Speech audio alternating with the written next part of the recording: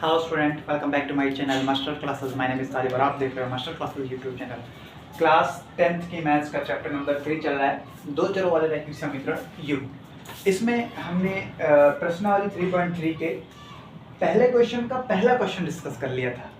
आज पहले क्वेश्चन का सेकंड क्वेश्चन है, दूसरा क्वेश्चन डिस्कस करेंगे। आपकी बुक का ही है, एनसीईआरटी बुक का।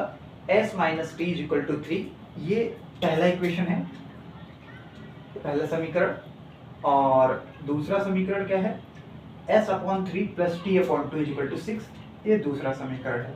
देखो, मैंने अक्सर देखा है बच्चों को कि जब ये डिवाइड पॉइंट वगैरह चीज़ें आती हैं तो बच्चे घबरा जाते हैं और करने से थोड़ा डरने लगते हैं। तो आपको घबराना नहीं है, मैंने कितनी बार बताया, सबसे पहले तो आपको घबराना नहीं है, ठीक है। और आप समझे पहली बात को, पिछली क्लास में मैंने एक क्वेश्चन बताया था और मैंने कहा था आपको टफ लग सकता है, आप प्रैक्टिस करते रहिएगा, आपको 100% समझ में आएगा। फिर से आज हम दूसरे क्वेश्चन लेके हाजिर हुए हैं, इसको बता रहे हैं, आप सीखिए बड़ी शिद्दत से, आपको ज़रूर समझ में आएगा। तो चलिए शुरू करते हैं। क्या बताया था? प्रतिस्थापन विधि से सॉल्व करने के लिए 3 विधियाँ बताई थी, उसमें से पहली विधि अपनी चल रही है। इस एक्सरसाइज में सिर्फ प्रतिस्थापन विधि से मैं सारे सवाल लगाऊंगा क्योंकि ये एक्सरसाइज प्रतिस्थापन विधि पर बेस्ड है। फिर अगली एक्सरसाइज जब स्टार्ट होगी तब दूसरी विधि की बात करेंगे, ठीक है। आइए शुरू करते हैं। s - t = 3 पहला इक्वेशन है, s/3 + t/2 = 6 ये दूसरा इक्वेशन है। पहले इक्वेशन से किसी एक वेरिएबल की वैल्यू निकालकर दूसरे इक्वेशन में रख देंगे तो हमारा एक आंसर आ जाएगा। यही किया था, प्रतिस्थापित कर देंगे। प्रतिस्थापित करने के लिए प्रतिस्थापन विधि ही इस्तेमाल करेंगे और इसीलिए इसका नाम प्रतिस्थापन विधि है भी। क्यों? क्योंकि हम एक वेरिएबल को यहाँ से निकालकर दूसरे इक्वेशन में, एक वेरिएबल की वैल्यू पहले इक्वेशन से निकालकर दूसरे इक्वेशन में उसे प्रतिस्थापित करते हैं। तो चलिए शुरू करते हैं समीकरण 1 से। मैं हर सवाल का जो ट्रैक है वो एक जैसा रखूंगा जिससे आप चीज़ों को समझ पाए, कनेक्ट कर पाए। समीकरण 1 से s = उधर 3 था, t को मैं उस तरफ भेजूंगा, प्लस t हो जाएगा, इधर माइनस टी उधर जाके प्लस टी हो गया। इसे इक्वेशन नंबर 3 बोल दूंगा। ध्यान से देखो, एक वेरिएबल की वैल्यू आ गई, s एज इट इज, 3 उधर पहले से था, t को उस तरफ भेजा, प्लस टी हो गया। तो s की वैल्यू क्या है?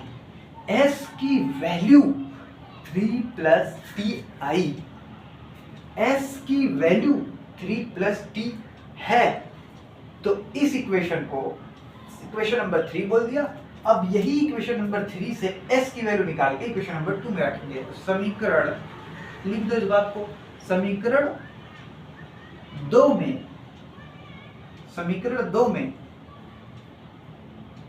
s की वैल्यू, s का मान रखने पर समीकरण समीकरण 2 में रखने पर ऐसे लिख दो। चलो, s का जो मान है, s का ये s का मान जो 3 + t है आया है, उसे समीकरण 2 में रखने पर समीकरण 2 कहाँ है भाई? ये है अपना इक्वेशन नंबर 2। इस इक्वेशन नंबर 2 में s कहाँ है? यहाँ है। s की वैल्यू क्या आई? s की वैल्यू 3 + t। s के जगह पे पुट करेंगे, s ना लिखकर s के जगह पे लिखेंगे 3 + t। भाई फिर से समझो, s = 3 + t है, यानी s ही तो 3 + t है। s = 3 + t है, यानी s 3 + t ही तो s है। तो s की वैल्यू को 3 + t लिख दिया। बाकी एज इट इज सब वैसे उतारो जैसे इक्वेशन नंबर 2 है, अपॉन में 3 है, प्लस ये t/2 है, = 6। ये equation number 2 as it is उतार दिया। होता क्या है ऐसा करने पर? ये जो s का मान 3 + t है, इसको इक्वेशन नंबर 2 में प्रतिस्थापित करने से फायदा क्या होता है? फायदा ये होता है कि जो दो चर होते हैं, एक s एक और t, तो इन दोनों में से जैसे ही मान हम उठा के रखते हैं तो देखो इस पूरे इक्वेशन में, ये पूरा इक्वेशन एक वेरिएबल में यानी एक चर वाली समीकरण में बदल जाता है। यहाँ t है, यहाँ भी t है, मतलब एक ही चर है। और एक चर वाला समीकरण सॉल्व करना बहुत ईजी होता है। आइए इसको सॉल्व करते हैं।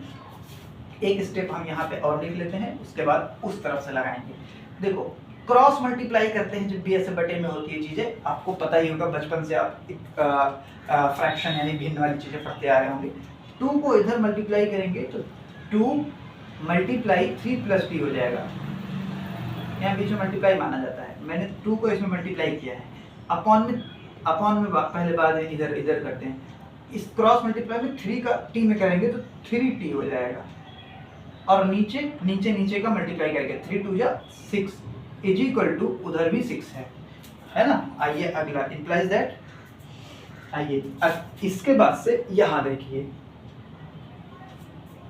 2 का मल्टीप्लाई 3 के साथ करेंगे, 2 3 जा 6 बीच में प्लस है, प्लस 2 का मल्टीप्लाई टी के साथ करेंगे, भाई ये टी है नहीं तो प्लस समझ लो इसको, भाई टी मैं ऐसे ही बनाता हूँ, प्लस 2 का मल्टीप्लाई टी के साथ करेंगे तो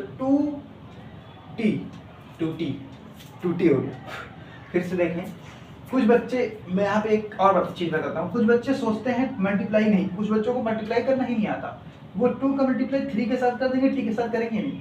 भाई ये जो 2 था वो उधर गया तो ऊपर जितना चीजें हैं सबके साथ मल्टीप्लाई होगा ना, तो 2 का 3 के साथ किया तो 6, 2 का t के साथ किया तो 2t, और प्लस में 3t चल ही रहा है, प्लस 3t चल ही रहा है, और नीचे अच्छा अपॉन में 6 है, मैं अपॉन वाली चीज को इस तरफ ले रहा हूँ तो नीचे से वो चीज हट जाएगी, इधर 6 है पहले से, एक 6 उधर से इधर आ रहा है, तो जो चीज अपॉन में होती है बटे में वो इधर आके मल्टीप्लाई हो जाती है। बात समझ में आती है आपको? इतना तो आता ही होगा। आइए आगे बढ़ते हैं। 2t और 3t सेम लाइक टर्म है, लाइक टर्म यानी सजातीय पद है, तो सजातीय पद जुड़ जाते हैं। 2t और 3t दोनों प्लस प्लस में है तो जुड़ जाएंगे, तो 6 प्लस 2 और 3 मिलकर कितना हो जाएगा 5t यानी 5t इज इक्वल टू, इधर 6 6 जा यानी 6 36, और implies that 5t equal to उधर क्या है 36 है। ये 6 इसमें नहीं ऐड हो पाएगा क्योंकि ये वेरिएबल नहीं है, ये कांस्टेंट है, और कांस्टेंट वाली चीज कांस्टेंट में ही जुड़ेगी, तो इस 6 को उस तरफ फेंक दो उठा के, 6 इधर प्लस में इधर जाके माइनस में 6 हो जाएगा।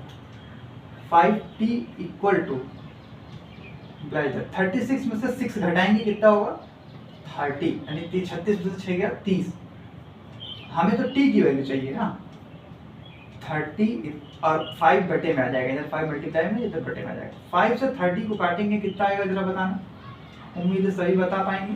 t इज इक्वल टू आएगा 5 का टेबल 30 में 6 बार जाएगा, तो आंसर आ गया इसका 6, t की वैल्यू आ गई 6, यानी एक आंसर आ गया। 2 वेरिएबल है s और t, इसमें से हमारा एक वेरिएबल का आंसर आएगा जो कि 6 है। दूसरे वेरिएबल की वैल्यू निकालने के लिए हमने ये इक्वेशन बना रखा था, कहा गया था समीकरण नंबर 3, जो वैल्यू आती है उसको उठा के समीकरण 3 में रखते हैं, इसीलिए हमने इसको नंबर 3 दिया ही है। t का मान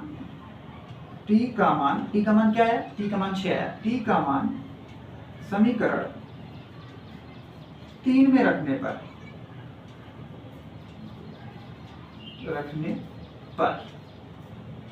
आइए समीकरण 3 कहाँ है जरा देखें, ये s is equal to 3 plus T, T बोले तो 6, टी की वैल्यू 6 है ना भाई, ये तो बोले टी का मान समीकरण 3 में रखने पर, तो समीकरण 3 में 6 की वैल्यू उठा के ले जाके रखेंगे टी की जगह पे, यहाँ रख दिया हमने। s इक्वल टू 3 और 6 कितना होता है 9, यानी s की वैल्यू आ गई 9, s की वैल्यू आ गई 9। एक सोल्यूशन अपना ये है, एक हल 6, t की वैल्यू 6, s की वैल्यू 9, ये दोनों अपना हल है, समीकरण इन दोनों समीकरण का हल है। अच्छा हल मैं फिर से बता देता हूँ, हल का मतलब ये है कि इस p की वैल्यू 6 रखने पर वहाँ पे और s की वैल्यू 9 रखने पर वहाँ पर वो इक्वेशन संतुष्ट हो जाएगा, समझ रहे हो, संतुष्ट हो जाएगा, ये इक्वेशन जो है ये इसको संतुष्ट करेगा, ये इसको लाके इसमें रखेंगे तो समझ गए। आइए रख के देख लेते हैं जरा।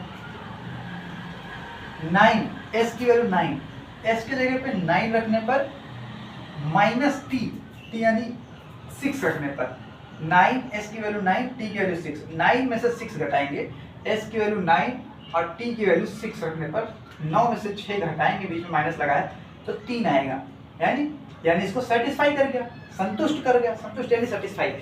तो उस दोनों वैल्यूज को इस इक्वेशन में रखने पर सेटिस्फाई कर जाए, संतुष्ट कर जाए, मतलब ये वैल्यू वही है जो इसमें रखने पर, तो इसका मतलब होता है वही उसका सोल्यूशन है। अच्छा है, दूसरे वाले में भी आके चेक कर लेते हैं एक बार। पिछले क्लास में मैंने चेक नहीं कराया था क्योंकि मैं ग्राफी वाले में, ग्राफ मेथड में जब बताया था तब इस चीज़ को बता दिया था, इसलिए पिछली क्लास में नहीं बताया था।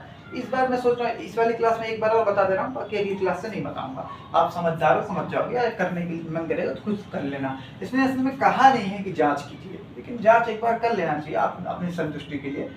टी की वैल्यू 6 और एस की वैल्यू 9, एस की वैल्यू 9 रखेंगे। जरा देखो यहाँ 9, एस की जगह पे 9 रखेंगे तो 3 से 9 को काटेंगे कितना आएगा, 3 ही आएगा। मतलब 9 काट जाएगा 3 से तो 3 ही आएगा। ऐसे यहाँ टी की वैल्यू क्या है, 6 है, यानी टी की जगह पे 6 रखेंगे तो 2 से जब 6 को काटेंगे तो 2 3 जा 6 आएगा। तो बीच में प्लस लगा है 3 और ये वाला 3 जुड़ के हो जाएगा 6, 3 3 6, यानी सेटिस्फाई कर रहा है। यानी इसी तरीके से आप जांच कर सकते हैं इसको सही आया है हमारा आंसर कि नहीं। मुझे उम्मीद है आप समझ गए होंगे मैं जो बताना चाह रहा हूँ। इस तरीके से ये वाला क्वेश्चन पूरा होता है। अगली क्लास में मैं अगला क्वेश्चन बताऊंगा। थोड़ा सा आप समझ आया, पिछली क्लास में मैंने कहा था ना, डरना नहीं है, 2-4 क्वेश्चन जैसे ही कंप्लीट होंगे आपको समझ में आना स्टार्ट हो जाएगा। आज दूसरा क्वेश्चन बताया, उम्मीद है आपको बहुत अच्छे से समझ में आया होगा। इसी तरीके से पढ़ते रहो, मिलते हैं नेक्स्ट क्लास में। हो सके तो वीडियो को अपने दोस्तों में भी बता दो भाई, क्लास 10th की पढ़ाई चल रही है, यहाँ से वो चाहे तो पढ़ सकते हैं। Thank you very much.